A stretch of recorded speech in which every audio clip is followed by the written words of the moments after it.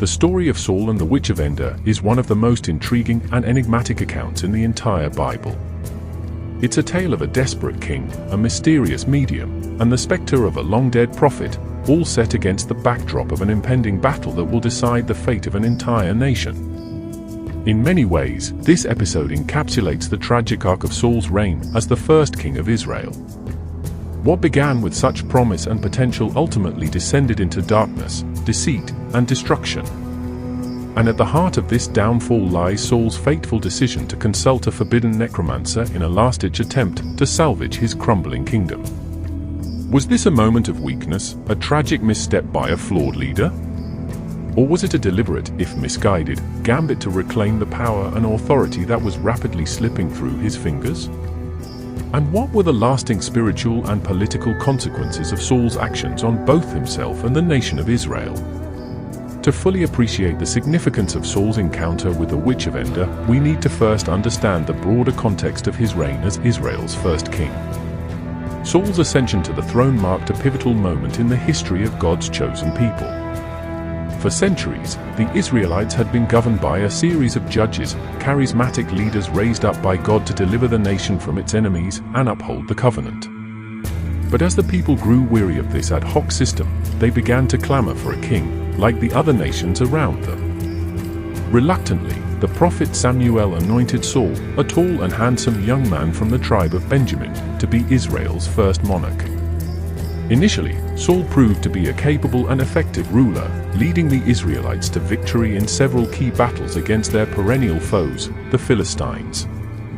However, cracks soon began to appear in Saul's leadership. Time and again, he demonstrated a stubborn streak and a tendency to disregard or outright disobey the commands of the Lord.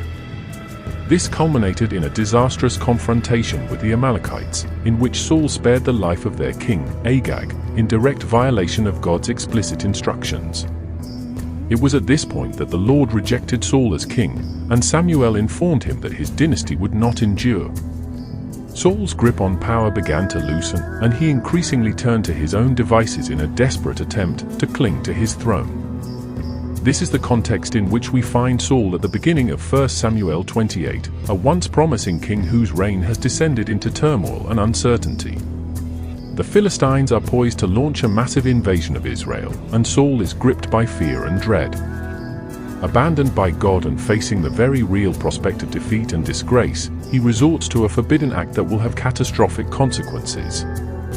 As Saul surveys the gathering Philistine forces, he is overcome with terror.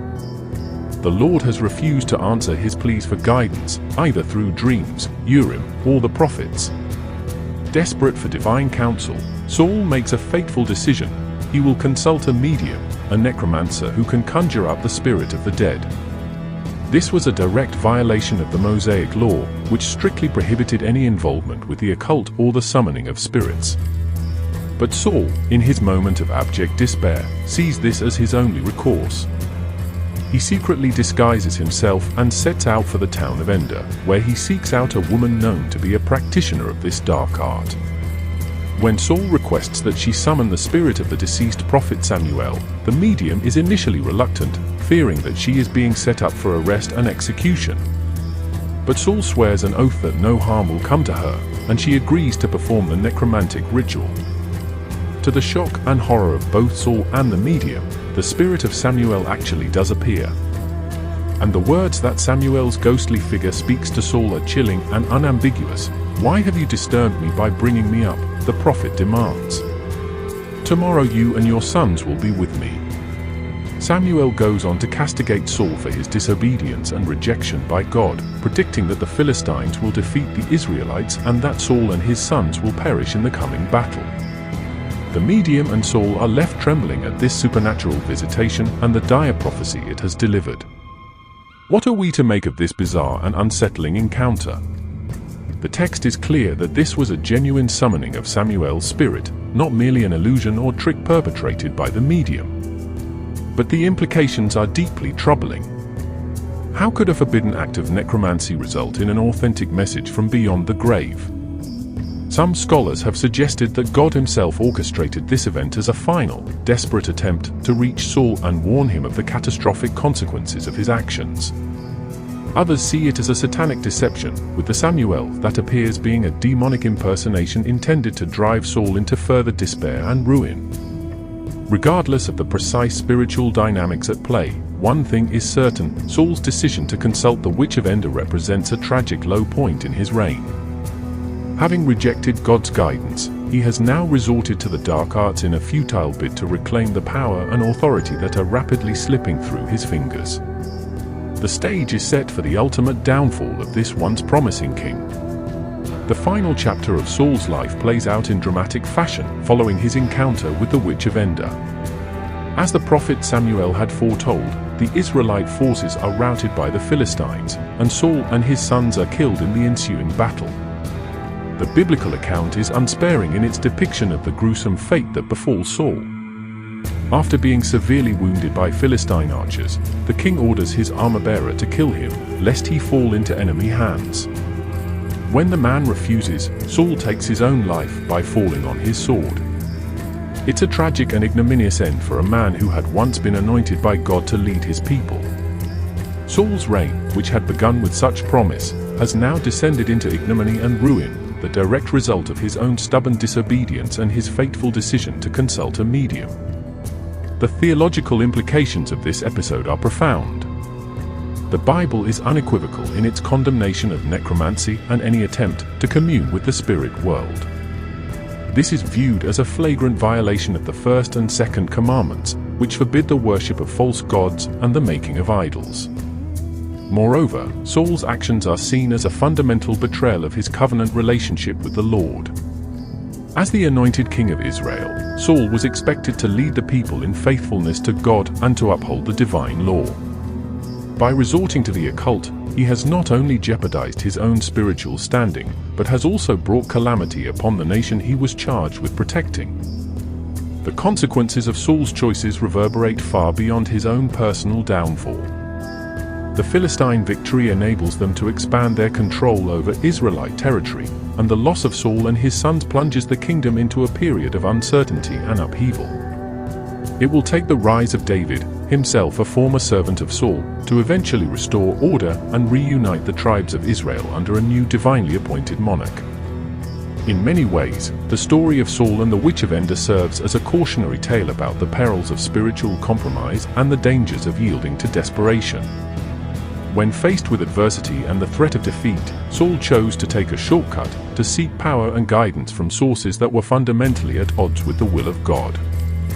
This decision proved to be ruinous, not just for Saul himself, but for the entire nation he was called to lead. It's a sobering reminder that there are no easy fixes or quick-fix solutions when it comes to the challenges of life and leadership. True, lasting transformation and deliverance can only come through unwavering faith, obedience, and trust in the sovereign plan of the Almighty. As we reflect on this pivotal episode in biblical history, we would do well to heed its timeless lessons.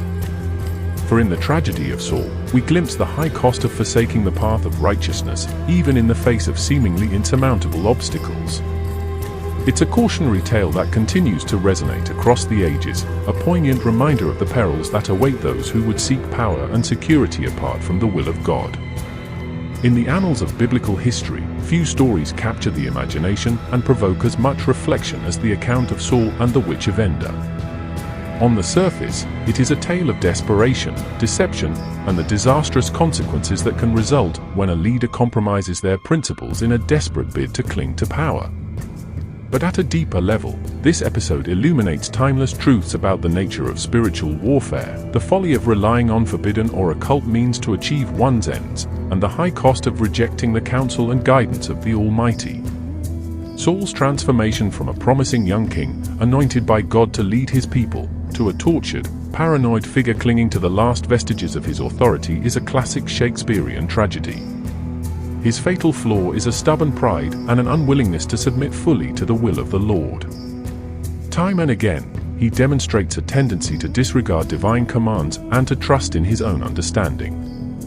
And when that prideful self-reliance ultimately leads to the collapse of his kingdom, Saul resorts to the most desperate and forbidden of measures, consulting a necromancer to summon the spirit of the dead prophet Samuel. This shocking act not only violates the fundamental tenets of Israel's covenant relationship with God, but sets in motion a chain of events that will lead to Saul's own destruction and the near ruin of the entire nation. In the witch of Endor, we see a vivid embodiment of the spiritual darkness and demonic forces that lurk in the shadows, ever ready to exploit human weakness and desperation for their own nefarious ends. Saul's decision to engage with this practitioner of the occult, in flagrant disregard of God's law, proves to be a catastrophic misstep that seals his fate. But even in the midst of this tragic downfall, there are glimmers of hope and redemption. The fact that Samuel's spirit actually appears and delivers a scathing prophetic message suggests that the Lord may have orchestrated this event as a final, desperate attempt to reach Saul and turn him back from the brink of destruction. Ultimately, the story of Saul and the Witch of Endor serves as a stark reminder that there are no shortcuts to true, lasting power and authority. The allure of the occult, the temptation to compromise one's principles in pursuit of expedient solutions, these are the siren songs that have lured many a leader to their ruin throughout history. In contrast, the biblical model holds that genuine, God-ordained leadership must be grounded in unwavering faith, humble obedience, and a steadfast commitment to the higher moral and spiritual imperatives that transcend mere earthly concerns.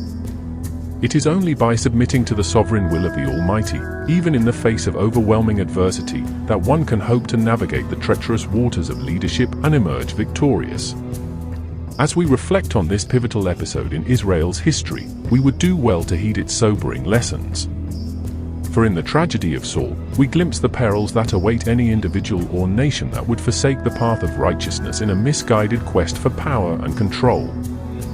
It is a cautionary tale that continues to reverberate through the ages, a poignant reminder that the road to true and lasting transformation is paved not with shortcuts and spiritual compromise, but with unwavering faith, obedience, and a steadfast commitment to the will of the divine.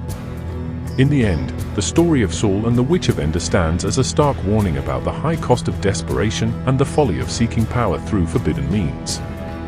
But it also points the way toward a better and more righteous path, one that, though it may be arduous and fraught with challenges, ultimately leads to redemption, restoration, and the fulfillment of God's eternal purposes. It is a lesson that continues to resonate with potent relevance for leaders and believers of all eras.